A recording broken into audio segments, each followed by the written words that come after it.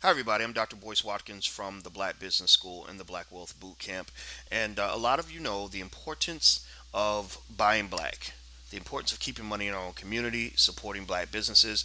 We have to do this. This is really the mandate of the 21st century.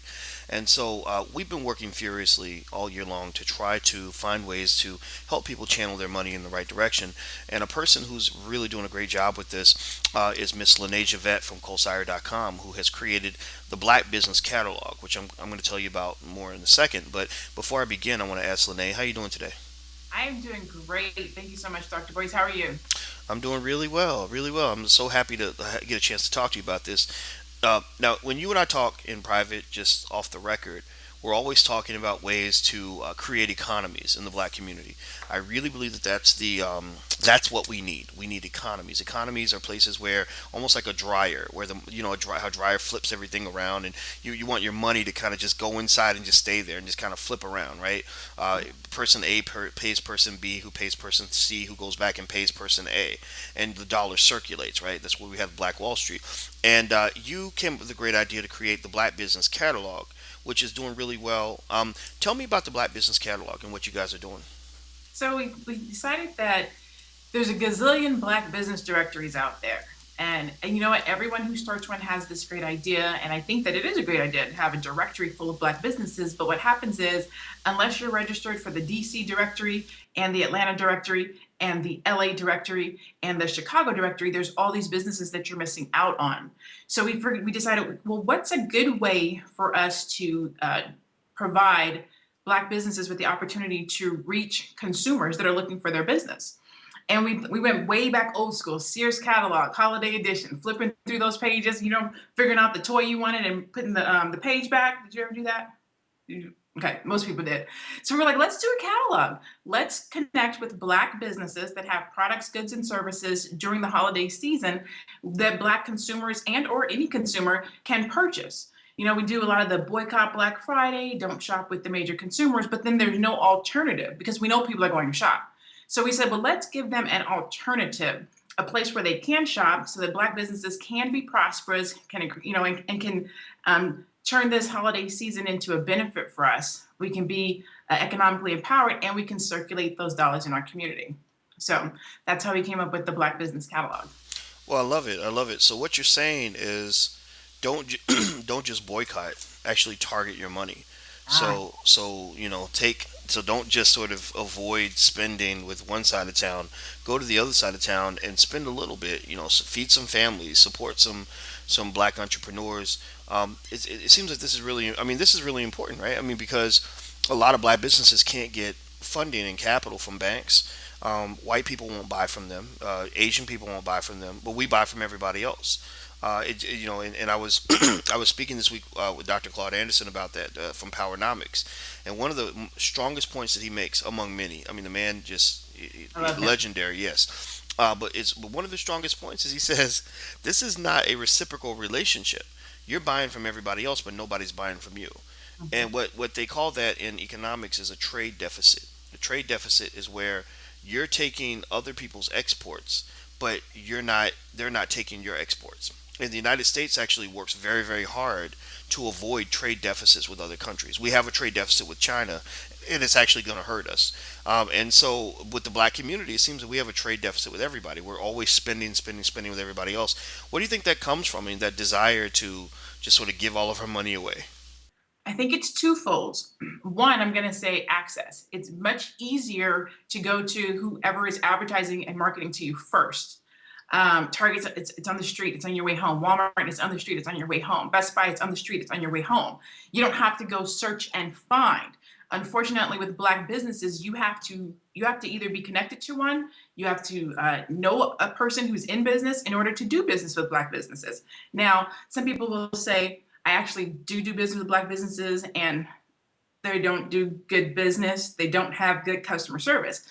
Well, some of that is true, but I find that there's way more good businesses, positive businesses, business that are doing good business than there are bad businesses. So we can't keep saying our businesses aren't doing well. We have great businesses. There's a business out there called the Panhandler. So we have a black woman that has actually patented and sells a pan.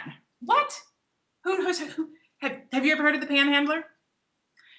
She actually has patented and created a pan, and I don't want to misquote it, but I think it goes from hot to cold, so you can take it like out of the um, oven, you put it in this little container, and you can put it in the refrigerator. But I mean, and I might be completely saying it wrong, and I apologize, Patrice, if I'm saying it wrong, but we're innovative. We have products and goods and services that can be purchased and used, but we don't know about them. So one is access, ease of finding businesses, and the second um, is just myths. You know, people thinking that all of our businesses aren't as good, our products aren't as quality as other communities, and they are. We have, we're not just barber shops and beauty shops. We have products to sell. We have clothing. We have people that are creating new things. There's this watermelon device. It's actually in the Black Wealth Academy. I don't know if you saw that, but it's this watermelon tool. A watermelon device I'm like, designed by Watermelon Equa no, not as by Raven that. Simone. I'm You're kidding. completely lying. It's a crab tool. Did you see that crab tool You in know the Black what? I Wealth did see Academy? that in the boot camp. Yes, Yes. one of the students had that. Yes, tell me about that. Innovative. So it's, Hmm. and again, I see so much stuff. If I'm butchering this for somebody, I apologize. But it's a tool that you use to cut your crab, to slice your crab so that you can get to the meat quicker and faster. They're looking to patent it so that they can start selling it to like the major seafood retailers or stores, restaurants. But again, this is an innovative product that was produced, manufactured, and thought up by a Black person. So we don't give ourselves enough credit. We don't give our businesses enough credit. And so that's why the Black Business Academy is there. If you do want to shop at the Black business, you don't have to go scouring the web. You just have to go to one place, and we have enough. Well, the goal is to have enough businesses on the site so that consumers can do better business with Black businesses. Okay, you know what? I think you had a Freudian slip. You said the Black Business Academy, and I Did think I say that? you were mixing the Black Wealth Academy and the Black Business Catalog. But I like what you're saying though, because they feed into one another. And in fact, my students in the Black Wealth Academy, I'm going to actually tell them about the business catalog so they can sign up and become a part of that. To build their businesses, because we're always working to sort of create those economies for capital, Mhm. economies for contractors, and economies for customers, right? The three C's.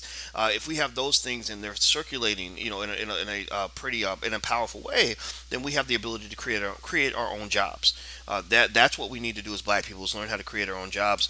And one of the things that I thought about while you were talking was, I thought about that myth that you were talking about. People thinking Black businesses are inferior, and the thing is, most of us sort of come to this conclusion because we've run into Black businesses that were inferior. That's the thing. That's the ugly truth, that sometimes we see businesses in our community that just aren't ready for prime time.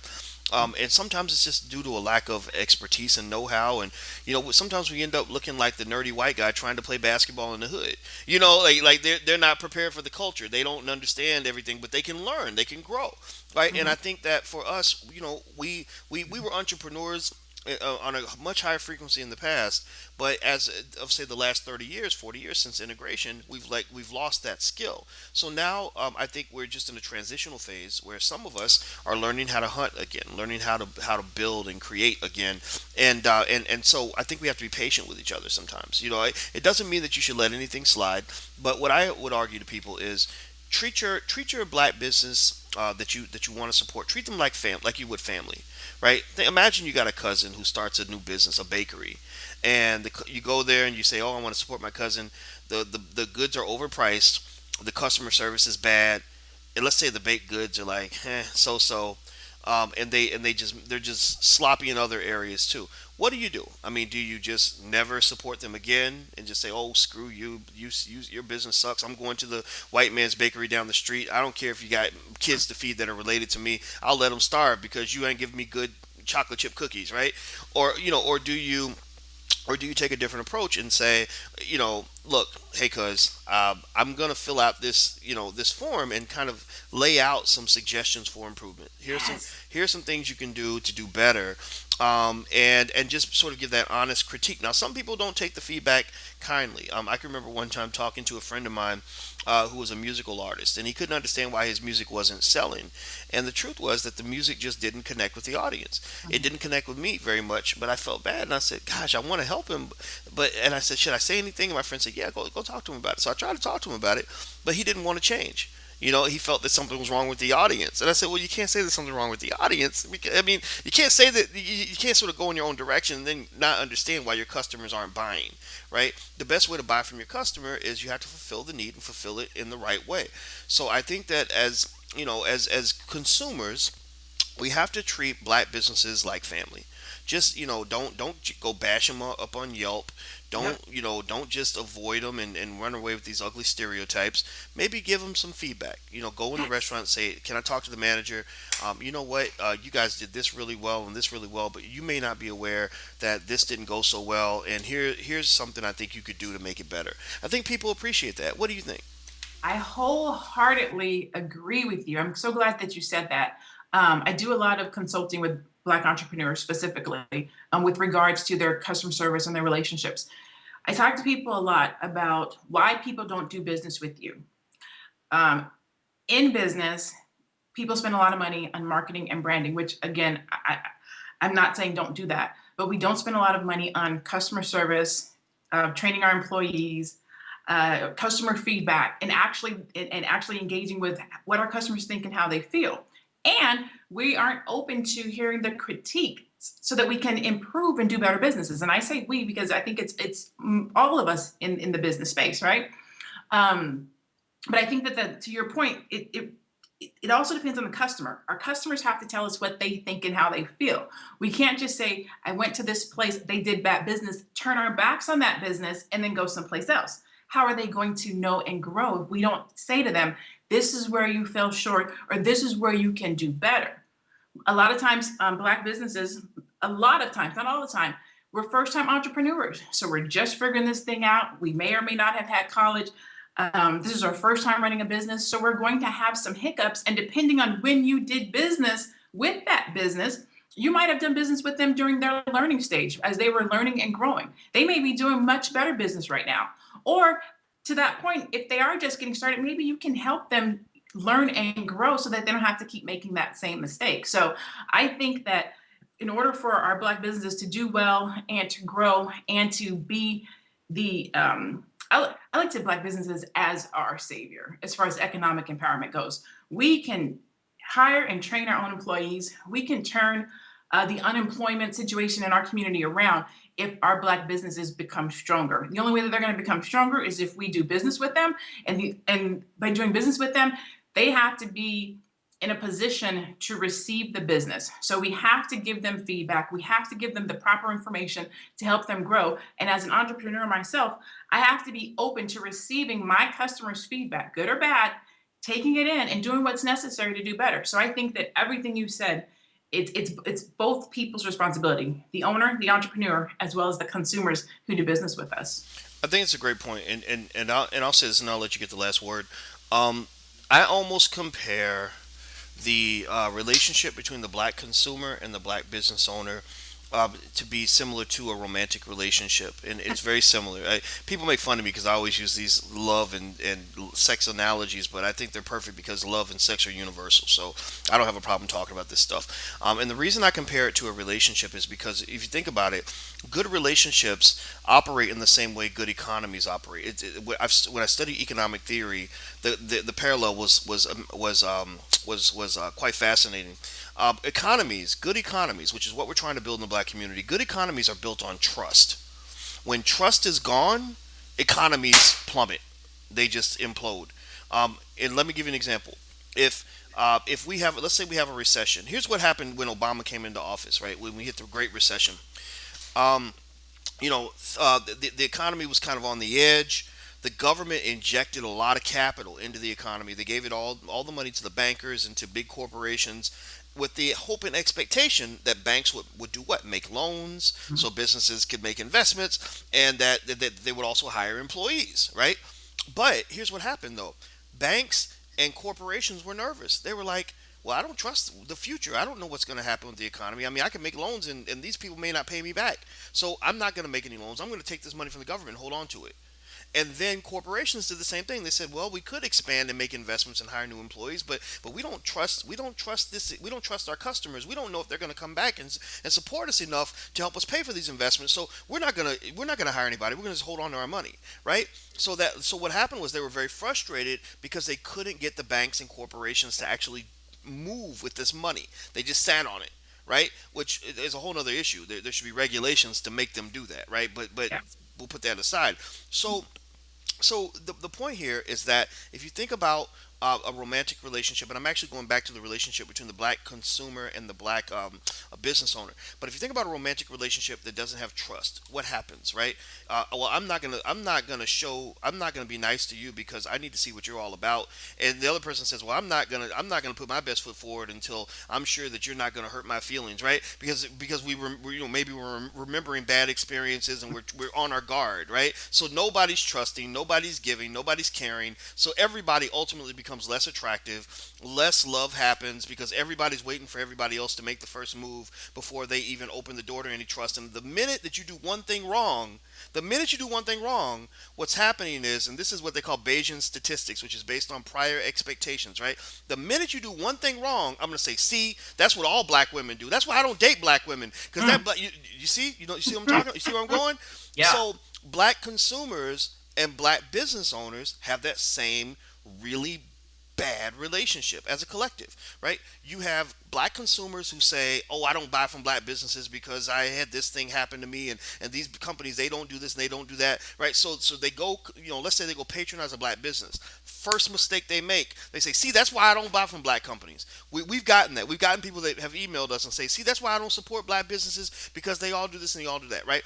Well, you flip it over and you've got black businesses who also don't feel black customers are worthy of special proprietary treatment. They feel that somehow they can just take them for granted, or if someone offers a complaint, they're like, "Oh, Negroes, they always complain about something," right? Have you ever gone to like black businesses and just been mad because the customer service rep literally talked to you like you were bothering them? Yeah. Like you're interrupting the phone call with his girlfriend or whatever, and he doesn't even want to talk to you. It's terrible, right? So I think that there is a lack of trust between the black consumer and the black business owner, which keeps economies from happening. Mhm. It keeps us from moving forward, and we've got to get past that trust. If you're a black business owner, you must make the decision right now that your customers are gold to you. Even the ones that come off a little ratchet, even the ones that do things that might fulfill some sort of stereotype, you've got to serve your customers and you treat them like they are absolute gold. And the same thing, when you are a consumer, you give that black business the same respect you're going to give the white business down the street. Stop all That's this what I think. nonsense, That's right? what It's crazy to me, right? And I had to use that love analogy because you'll see that you'll see where people will, even in romantic relationships, you'll see where people will treat a guy will treat a white girl one way and black women a different way. All these athletes that marry the white women and they just sleep with the black girls, stuff like that, right? I just think that sort of self hate is so interesting to me, and I think it shows itself, in that first arena of love and relationships, but also in the relationship between the consumer and the producer. So we got to kill it. The answer is trust. Now I'll let you get the last word. I hope that long-winded analogy was helpful in terms of understanding where we have to go as business owners. No, it's absolutely helpful. I'm just going to tack on to what you said with regards to walking into an establishment and being treated a certain kind of way at a black business. How people treat you or how people treat us as consumers, it's universal across the board. So however, we expect when we walk into a black business, we hold it to such a higher regard that we're walking into a black business, they should treat us a certain kind of way. But then we'll walk into a different community, an Asian community or a white business or whatever the case might be. They'll treat us that exact same way. We won't question it. We how come we don't expect them to treat us with the same high regard? So we'll walk out of the black business like that's why I don't do business with black people. We'll go to another business, let them treat us crazy, but we'll go back to them a week later and let them treat us crazy again. So I'm going to stop with that and just say support your Black businesses. Our as a community, economic empowerment depends on that. If we can produce more income in our businesses, in our community, we can create more jobs. A lot of people don't know about Cosire. So if you don't mind, I'm just going to drop a few little tidbits on Cosire. So Cosire.com, we've been around for less than 2 years. We've had almost 4 million page views from 1 million people. We're in 217 countries and territories. We are doing really good. We're on the rise. Like I'm so excited about the work that I get to do with Cosire because we tell Black life stories. So we're going to talk about things that you may not see. We do things more from a positive perspective. I'm very hands-on. I have three pillars: education, Black family, and economic empowerment. Those are the things that I push. Those are the things that I'm passionate about. And so this Black business catalog, it's huge to me. I want to see people, businesses in my community do well during this holiday season. We talk about buying Black, we have to support Black, and we have to advertise Black. Who is your consumer base? Who do you want to get in front of? We have that pool, we have that reach. I'm sitting here talking Dr. Boyce Watkins. What? Well, you know what? As Andre Hatchett talks about it, he calls that acting black, right? Yes. When you support each other and you do your best and you achieve at the highest levels and you build businesses, that's acting black. So I like that a lot. Well, thank you very much for acting black and creating this great black business catalog, Lene. I'm really excited about it. And And actually, don't forget, go ahead. anyone connected to you, anyone that's watching this video, 20% off if they use the Dr. Boyce code. Gotta Yes, make sure we let the people know. there you You're go. connected to Dr. Boyce. All right. You know somebody. That's right. Well, so the discount code, everybody, is DR Boyce. So Dr. Boyce, DR. So you use that discount code, and you can get 20% off on your business being listed in the Black Business Catalog. And also, Lene helped me establish another great site called BlackCrowdfunders.com, which is a crowdfunding platform designed to help you raise money for your business by using crowdfunding. So go check that out. It's a new site. It's still sort of in beta testing mode, but you can get access to it. The website is right there. So thank you, Lene. Once again, I appreciate your time. Thank you so much, Dr. Boyce. It's always a pleasure to talk to you. Pleasure is all mine. All right. Well, everybody. Once again, this is Lene Javette from BlackBusinessCatalog.com. Not the right, just Black Business This Catalog. Black Business Catalog, Okay. yes. And remember to use the discount code DRBoyce to get 20% off. I'm Dr. Boyce Watkins from the Black Business School. And until we meet again, please stay strong, be blessed, and be educated. We are gone. Peace.